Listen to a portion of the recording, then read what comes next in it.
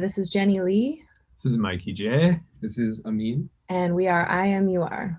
Which I struggled understanding the name of the band for a while. You guys were graciously understanding. But yeah, you guys are a really exciting Vancouver-based trio doing, as your press releases put it, genre-bending makeout music, which is, very fun, flattering, and flirty. And yeah, the reason why I'm chatting with you guys today is because you are putting out a new album at the end of the month, My Molecules, which is very, very exciting because your previous singles were very attention grabbing and very exciting stuff. But just to get this started, I guess, for people who don't know who you are, other than the whole makeup music thing, who is IMUR? Where did you guys get started? IMUR started back in 2015. I want to say near the end of 2015.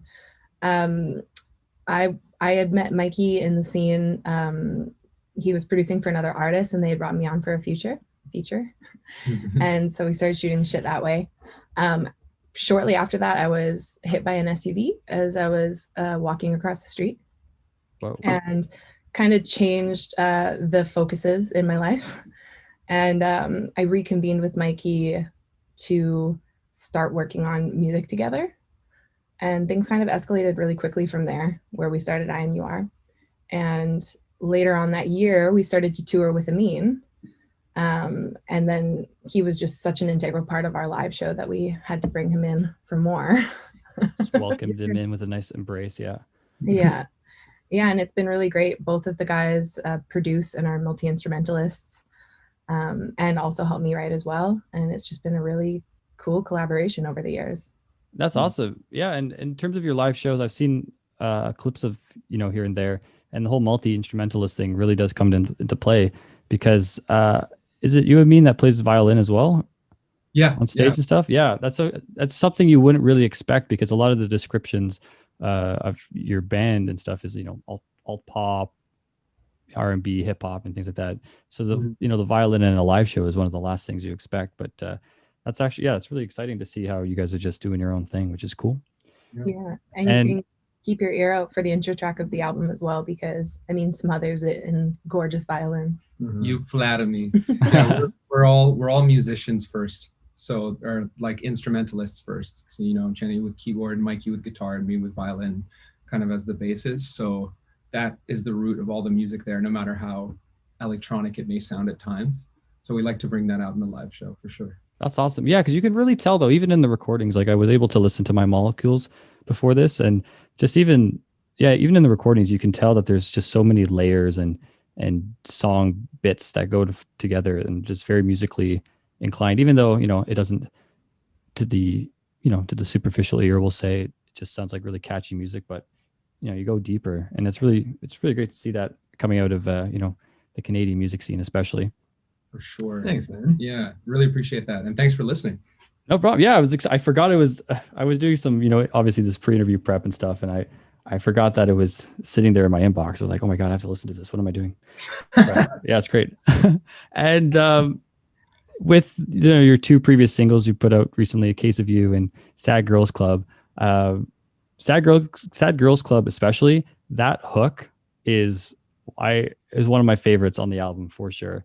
And that music video was just a lot of fun to watch, but I understand that it was also really fun for you guys to make because of how real it all really kind of was, right? You guys, I know, with the weed smoking, tattoo, skateboarding, all this stuff. Just walk us through, like, what was the process like for shooting the music video? The music video was really interesting. We were working with Sterling LaRose and his crew, his creative crew. We were trying to pick places and pick imagery that we didn't really want to have a storyline for this video, but we wanted to pick imagery that had associations to the song. So that if you were just watching it, you could just watch it again, like you said, like listen to the music superficially. But if you were to pay attention to these Easter eggs, then you might pick up that, like the tattoo was a butterfly, and that represents like change and rebirth and the soul.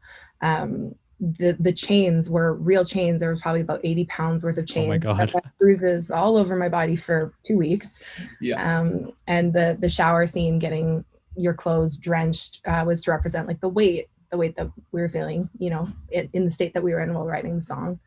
The car, which was a really dope car that Mikey got to drive. Car. Yeah.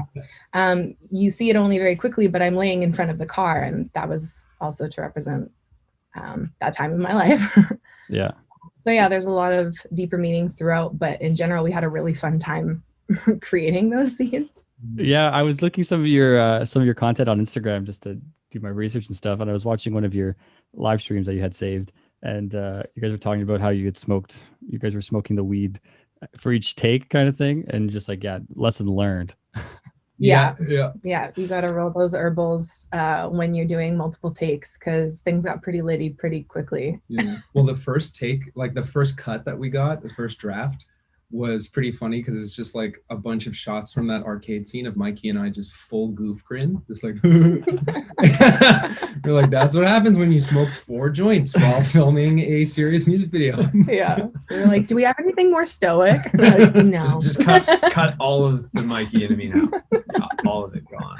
I was gonna say you guys weren't in the music video as much as, you know, Jenny was and stuff, but I guess that explains it. Yeah. Yeah, that's hilarious. And how was it getting a tattoo while trying to lip sync? Was that fun? Yeah, it was super fun. You seem so focused and stoic though, so yeah. Yeah, no, it was fine. I have a lot of tattoos, and my buddy Daniel is pretty light-handed, so it was no thing. Oh, that's good. That's good. You could not even tell you were getting actually tattooed, honestly. I know. I never would have guessed that it was a real needle going into you, because you just seem so calm and collected. I know I would have been like, oh my God. Yeah, tell him it's real. Yeah, that's awesome. Did you, how long did that take to do? I think that he got that done within the hour. So pretty much we shot that whole time, and then the second he was done, we wrapped it up. Oh, nice. Okay. Works out well. Yeah. And, you know, even though like the song, sort of the music video itself was, you know, pretty fun and stuff like that, but the song too, I guess the meaning behind it, you know, I like the way you guys put it, where it's like you're allowed to cry in clubs and stuff like that and just be emotionally free. And for My Molecules, like the album itself, how emotionally driven is it? I feel like there's a lot of heavy subjects going on, even though a lot of the music is pretty easy to listen to. Yeah, we were joking about this the other day, and my genre of writing is definitely Dear Diary. So it's definitely all pulls from personal experience and is very emotional for me. I think that's why the title My Molecules is so fitting. Yeah, that opening track is My Molecules, the title track too, it's such a wicked way to start. How was that in terms of like deciding where to start with the album? Why did My Molecules, you know, kind of launch it off with, you know, it's such a different sound compared to the rest of the album? What was the decision on that? It was like we were getting towards the end of the album, and Amine was working on some scoring work for other people, and he showed it to us, and we were like, dude, this is fucking amazing. Yeah. Why haven't we brought this into the rest of the album? And so we were toying with I think it was like a voice memo that Jenny had sent of the lyrics for My Molecules. And so it was like, why don't you just take this and do that as hard as you can? Just like go as deep into the cinematic feel and scoring as you can. Yeah, and it was a really collaborative effort. After like I just came back with a couple ideas, and then we sat. Everything that we do is very, very collaborative. So whoever happens to be like manning the captain's chair at the time, which is usually Mikey because he's a G. Regardless, we're all sitting around and passing ideas around and constantly sending each other different references and like, let's try this, let's try that. And Jenny had written those lyrics, a long time ago, right? Yeah, I had written it maybe 3 years ago, about like a turning point in 2010. So it was like a very different time, wow. Yeah. We kept not like, it was there, you know, the song was there, but it never really had a home. It always almost felt a little too emotional or too sweet, or I don't know.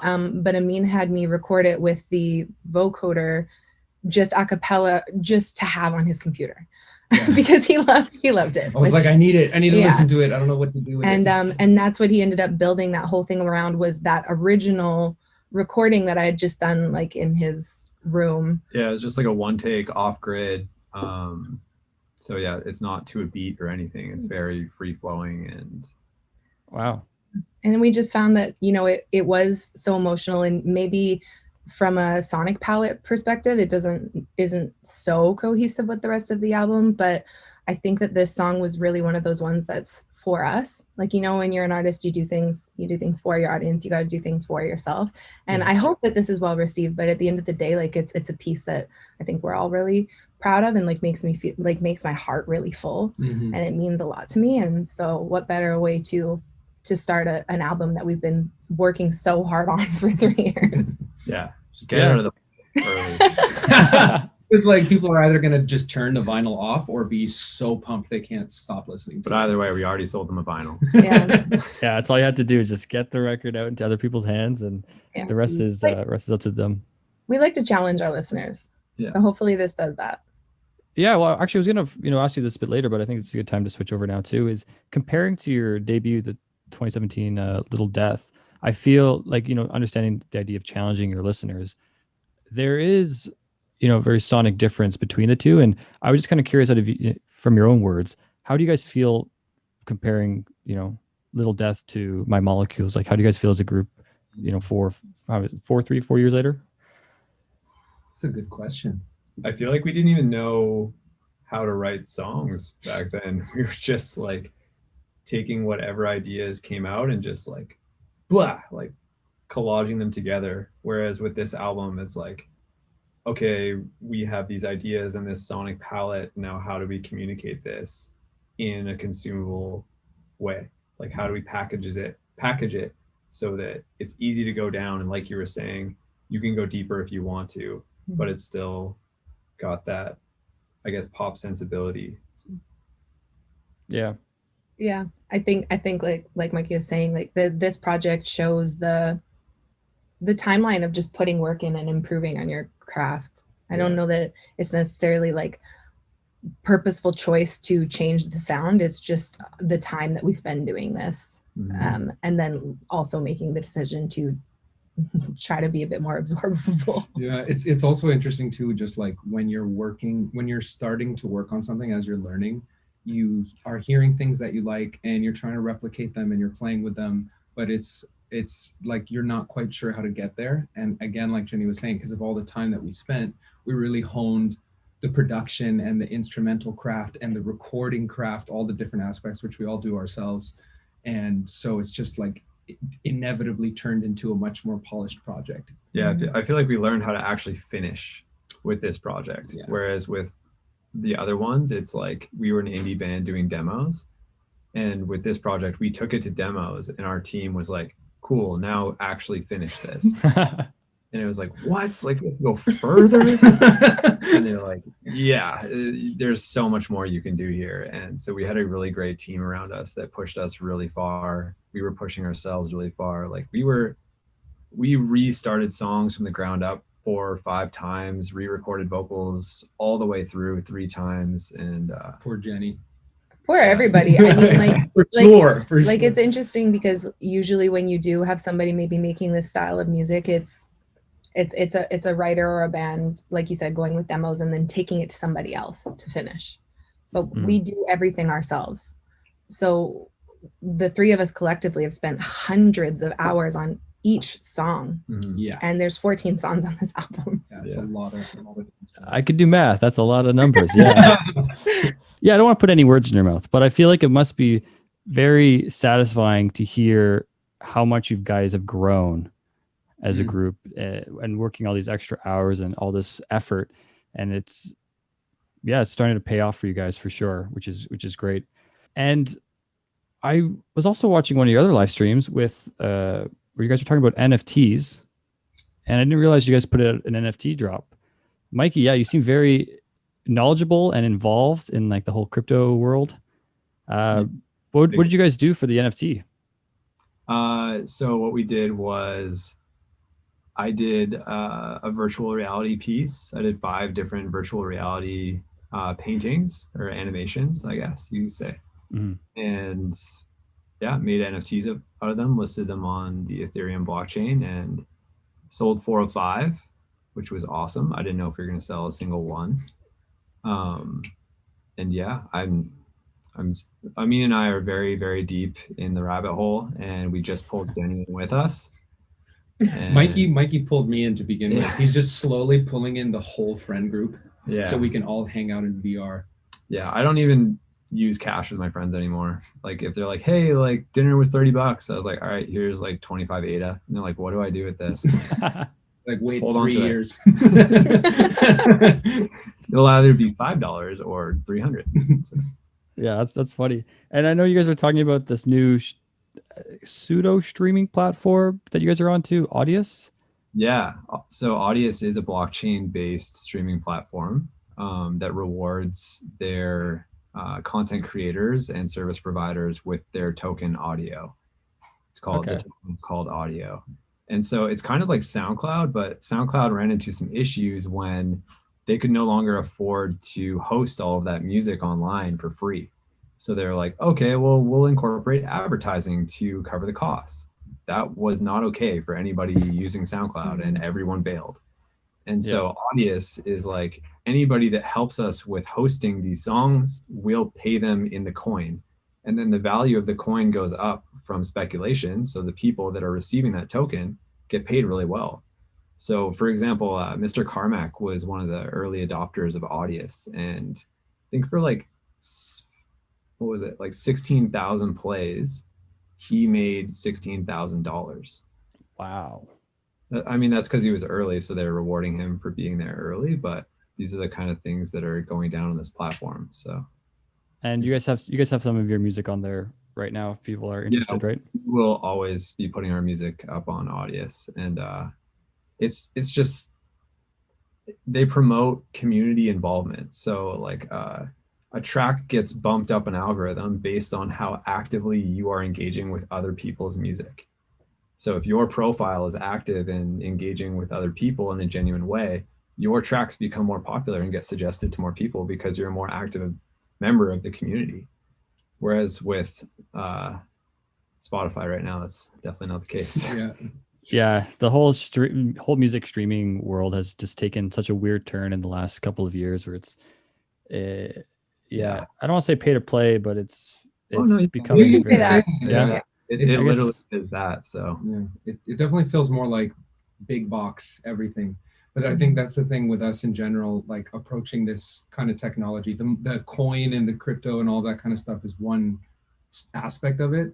But the beauty of this technology moving forward and with platforms like Audius is that you have the ability to get paid more directly, to connect with the artist and support them more directly, and also just with things like NFTs, to have it built into the streaming and the music that everyone who was involved with it gets paid equally no matter what. So it's just like it's a very functional platform that is just taking away the middle person between artist and experience. It's like if we released a song in the future, I think this is a couple maybe months or a year or two away, but if we were to put out a song as an NFT and anybody that streamed it was paying for that stream, the NFT would be able to distribute the funds automatically to everybody involved in the song based on the splits that we set up as part of the NFT. So you no longer have to worry about companies like SoCan or distributors like CD Baby, because the smart contract is taking care of all that for you. So that's very interesting. Hopefully there's some musicians, listening to this and taking that into consideration, because that does seem like the future, especially with, the way that music industry's been hit the past year and a half. There's a lot of extra hands being stuck into pockets and stuff recently. And recently. But forever, but that's even what's more so. The services we're trying to do initially, right? Was like make it more DIY, make it so you can reach a larger audience, all those kind of things. And then inevitably, it starts to funnel down towards like the centralization again. Yeah. So yeah, that's what this is about. Yeah. Based on your knowledge right now, do you feel like that might kind of happen with Audius, or do you think that's just impossible? I think it's pretty early to tell, but I mean, it's happening to an extent. Like if you have an audience anywhere, you're gonna have more pull and you're gonna have more of an effect on a platform. So Cool. but it's definitely promoting more community. All right, that's interesting. Yeah, I think it's a very good platform. Yeah, and the word community I was going to kind of bring back to, because especially as Canadian indie artists, the sense of a community with your fans is probably the most powerful tool you have as artists. And do you feel that, you know, your community that you have kind of growing now with IMUR, how is your group? How's your little community, your fan base? You guys love them? Yeah, it's a terrible question. It's a loaded question. You got to say yes. I mean, they're the only reason that we're here still making music. Yeah. And this is the question I wanted to ask. Sorry, everybody. With it's very hot. I was telling them it's very hot in my room. It's not working. You're all good, man. But the idea of community, and with your music, you guys are very, especially Jenny, with like your lyrics and stuff, you're very open and honest as songwriters.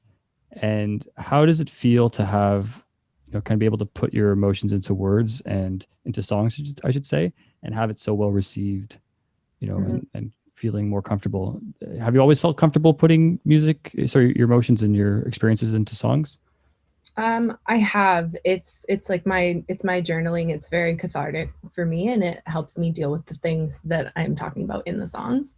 To have them received though is different, right? Because I mean, our audience has received them well and often connects to them, and that's why they're, you know, a part of this journey with us.